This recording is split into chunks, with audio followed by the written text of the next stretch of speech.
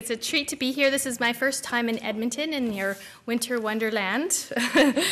My name is Tracy Smyth, and I live in Port Alberni, which is right in the center of Vancouver Island in British Columbia. And my contribution to the panel today revolves around my work with intersectoral coalitions. Over the past 11 years, I've had the privilege of facilitating my hometown early years coalition called the Alberni Children First Network. And I've also worked at a provincial level in BC, supporting coalitions more broadly, as well as trying to figure out how they make a difference. So my examples today are going to draw from both of those perspectives as I describe how coalitions are working as vehicles for public engagement. So my area, again, is on the early years. That's my focus. And so typically that is from conception or preconception to a child is into elementary school. And so I'm going to say that there are four big parts of the big early years system. There's research, there's policy, there's practice, referring to the actions and activities of service providers. And there's also, of course, families and children who show up and should show up in different ways throughout the system. And it's in the center here where all the parts of the system intersect. That's where you're going to find community coalitions. And this work, which we call early years community development, what it does is strengthen community capacity to better understand the needs of families and children, and then begin to work more collaboratively at a community level to implement changes to support those children and make changes. So engagement happens in the interplay between the different parts of the system. And coalitions, you can think about them as a structure to foster and to facilitate that. They help to change typical power structures, enable a community to recognize their strengths, acknowledge their vulnerability, leverage different resources, and ultimately affect the system in which families live. So a quick bit of history where this came from. This is more of a sustained engagement effort versus some of the other examples that we've heard.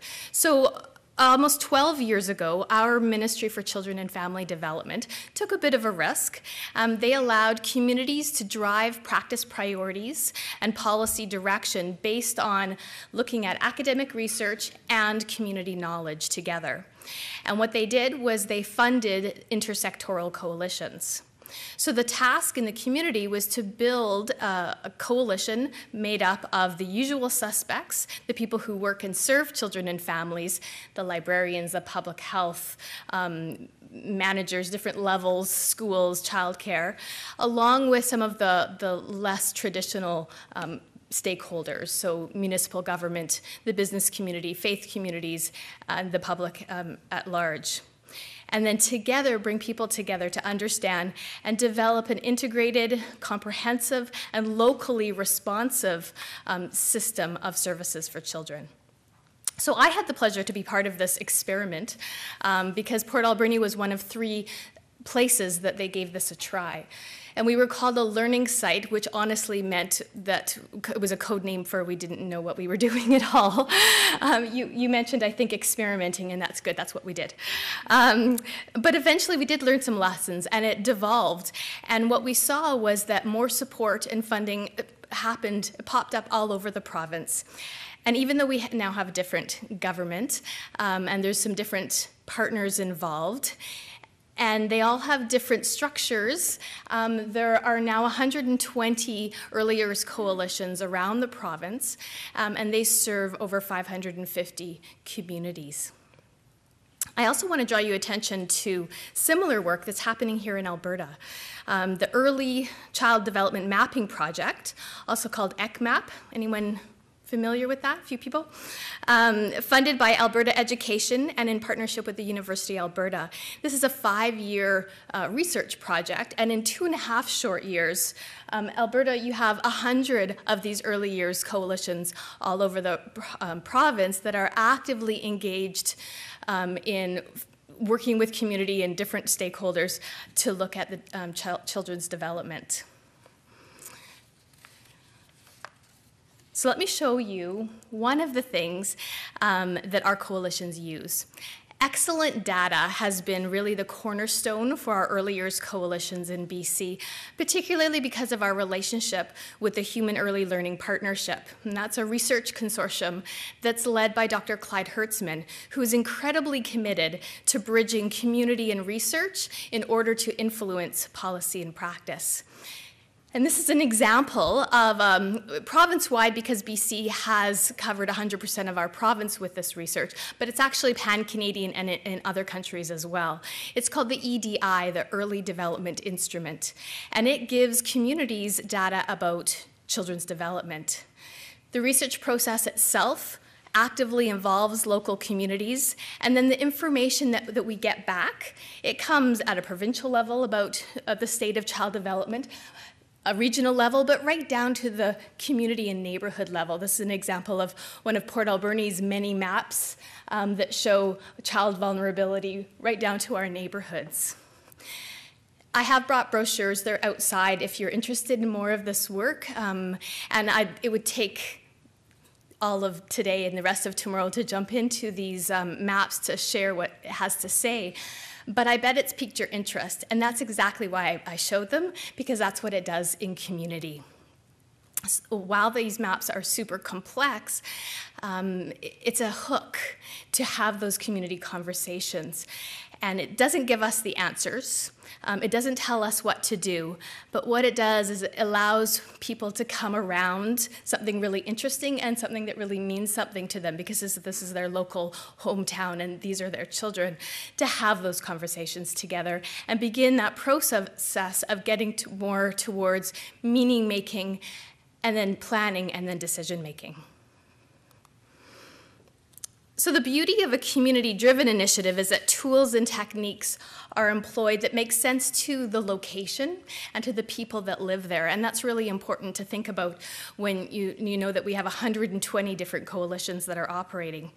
So in other words, what works in one community is not necessarily the best engagement technique to use in a different place. But there are a few typical strategies, I guess, that are used consistently that I thought I would highlight.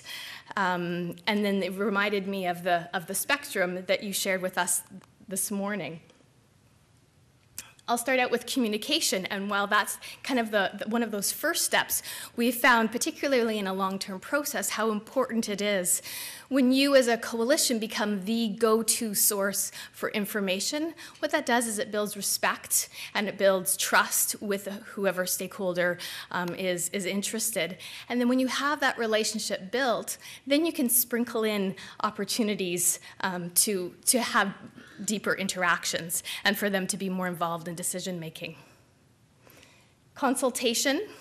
Now this happens in such a huge variety of ways over the last 11 years. It could be project-based, could be all sorts of different things. I'll just give you my example from my local community, one of our consultation approaches, and we chose to use an extensive focus group approach every 3 years, 2 or 3 years, to talk to a variety of parents and caregivers. And we chose this way because we felt that it tapped into what matters to family, allowed us an opportunity to do some evaluation kinds of conversations of things that we'd already been doing, going back to families. And it was used a methodology that gave us the confidence that we were uncovering those themes and prominent issues for them. There's also been some dabbling, I would say, in social media kind of consultation, but with one of our target audiences is parents with young children, and these are really big users of things like Facebook and Twitter, and so people have had some success with that. And then the final one I have there is collective analysis.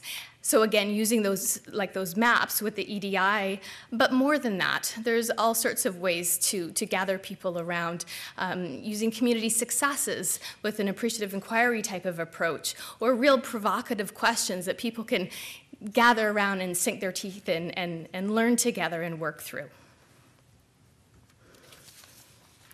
So in terms of evaluation, In BC, we have been participating in a multi-year provincial-wide evaluation project that measures, in particular, community capacity.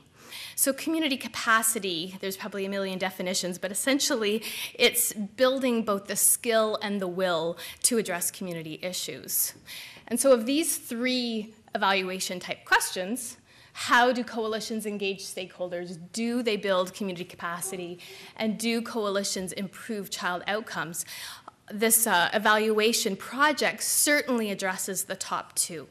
So over the last 5 years, we have documentation about all the different ways that communities have engaged different kinds of stakeholders and what the results have been, as well as they have documented that there is an increase in community capacity around the province.